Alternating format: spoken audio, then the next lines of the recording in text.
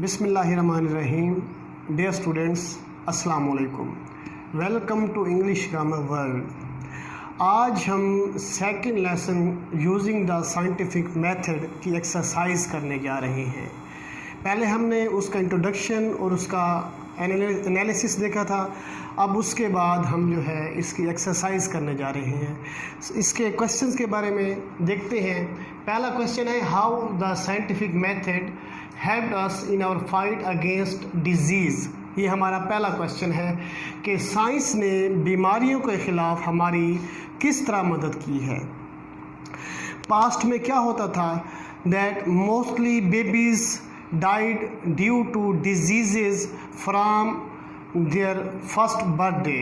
अपनी पहली बर्थडे से पहले ही अक्सर बच्चे जो थे उनकी डेथ हो जाती थी, क्योंकि उस वक्त डिजीज़ का इलाज मुतारिफ़ नहीं कराया गया था। और उस वक्त जो बीमारियां थी, malaria, typhoid, red fever, scarlet fever, measles, जिनकी वजह से अक्सर बच्चों की अर्ली एज में ही डेथ हो जाती थी। आजकल वैक्सीनेशन का तरीका आ गया, वैक्सीन्स बन गई है, जिसकी वजह से बच्चों की बीमारियों पर कंट्रोल कर लिया गया है और आजकल डेथ रेट कम हो गया है और एवरेज लाइफ जो है वो भी, एवरेज एज भी बढ़ चुकी है। तो ये है जी बेटर कंट्रोल ऑफ डिजीज़। और आजकल ये भी फैसिलिटीज़ मौजूद हैं कि हॉस्पिटल्स में बच्चे पैदा होते हैं और मतलब है कि आजकल डिजीज़ भी कम हैं, क्योंकि उन पर कंट्रोल कर लिया गया है मेडिसिन्स की वजह से।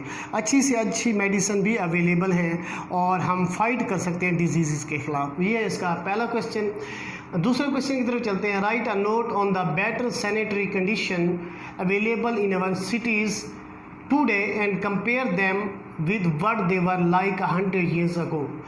कि बेटर सैनिटरी कंडीशन के बारे में बताना है कि सैनिटरी कंडीशंस क्या होती हैं और 100 years ago सैनिटरी कंडीशंस कैसी थी।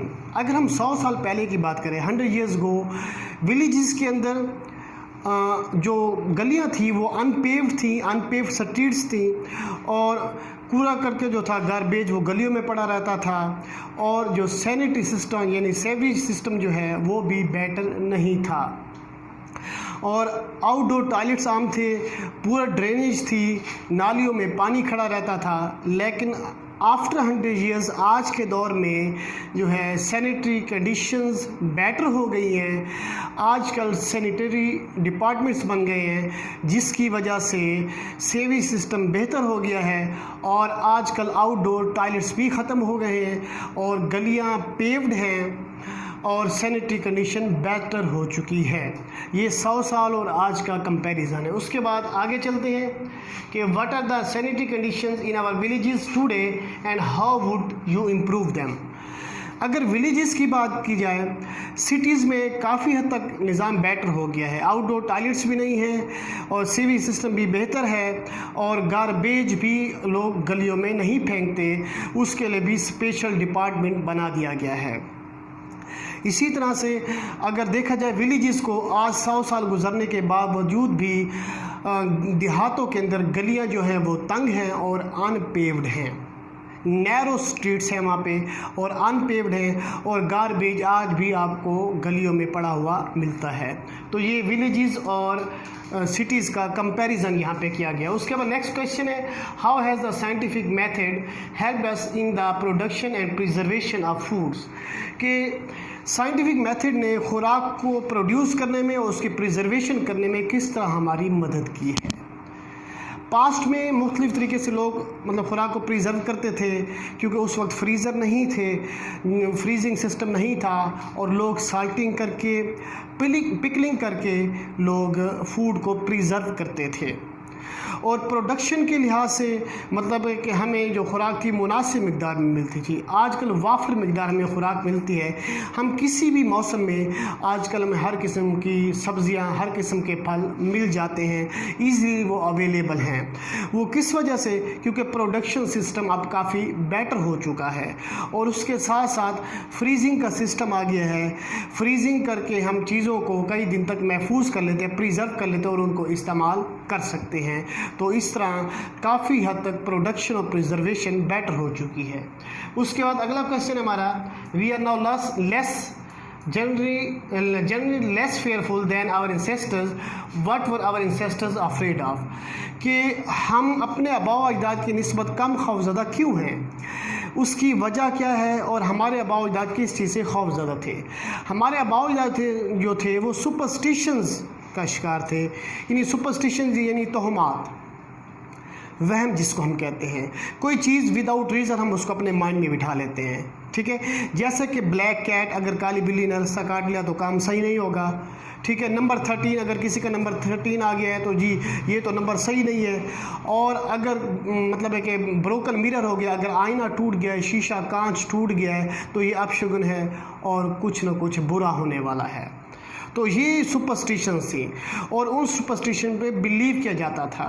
तो आजकल उन सुपरस्टिशंस पर काबू पा लिया गया है और साइंस ने हमारे माइंड को चेंज कर दिया गया है। हम ये सोचते हैं that there is some reason behind every happening, कि सॉलिड रीज़न होनी चाहिए, हर वाक़ये के पीछे कोई ना कोई रीज़न होना चाहिए। विदाउट रीज़न कोई काम नहीं होता, इसलिए हम उस पर बिलीव नहीं करते। इसी तरह से बैड लक और गुड लक पे भी बहुत लोग यकीन करते थे, काइंड ऑफ चार्म्स पे यकीन रखते थे। ये सारे हमारे फोर फादर्स इन चीज़ों पे यकीन रखते थे। उसके बाद अगला क्वेश्चन है, what part did astrology play in the lives of men and women in the past? Give examples. कि इंसानों की ज़िंदगियों में, मर्द और औरतों की ज़िंदगियों में एस्ट्रोलॉजी ने, इल्म फल्कियात ने क्या किरदार अदा किया। इल्म नजूम पर लोग बड़ा यकीन रखते थे। लोग ये कहते थे कि सितारों के इल्म पे, एस्ट्रोलॉजी पे, कि गुड लक और बैड लक पे यकीन रखते थे। आज आपके दिन, आज आपके साथ ये होने वाला है, आपका सितारा चमकने वाला है, आपके साथ फलान बुरा होने वाला है। तो मतलब इन चीज़ों पर यकीन रखा जाता था। लेकिन साइंस ने इस सुपरस्टिशन को भी ख़त्म कर दिया है। आज हम ये सोचते हैं कि सितारों के इल्म पे यकीन करने की बजाय हम रियलिटी पे यकीन करते हैं। जो रियलिटी है उसको हम मानते हैं। उसके बाद अगला क्वेश्चन है, last question, describe some superstition still current in our country. How do they affect the lives of those who believe in them? आजकल भी लोग जो है काइंड ऑफ चार्म्स पे यकीन रखते हैं, मतलब है कि तावीज़ों वगैरह पर आज भी यकीन रखते हैं। ये सुपरस्टिशन अब भी मौजूद है। और when a crow caws on the wall of the house, we say that some guests will arrive. जब हमारे घर की दीवार पे कौवा काएँ काएँ करता है तो हम कहते हैं कोई ना कोई मेहमान आने वाले हैं। तो ये सुपरस्टिशन आज भी हमारे अंदर मौजूद है। हमारे अंदर स्टिल प्रेजेंट है कुछ सुपरस्टिशन जो आज भी जिन पे बिलीव किया जाता है। डियर स्टूडेंट्स, ये थे answer the questions second lesson के, और इंशाल्लाह नेक्स्ट लेक्चर में एक नए टॉपिक के साथ मिलेंगे। तब तक अल्लाह हाफ़िज़।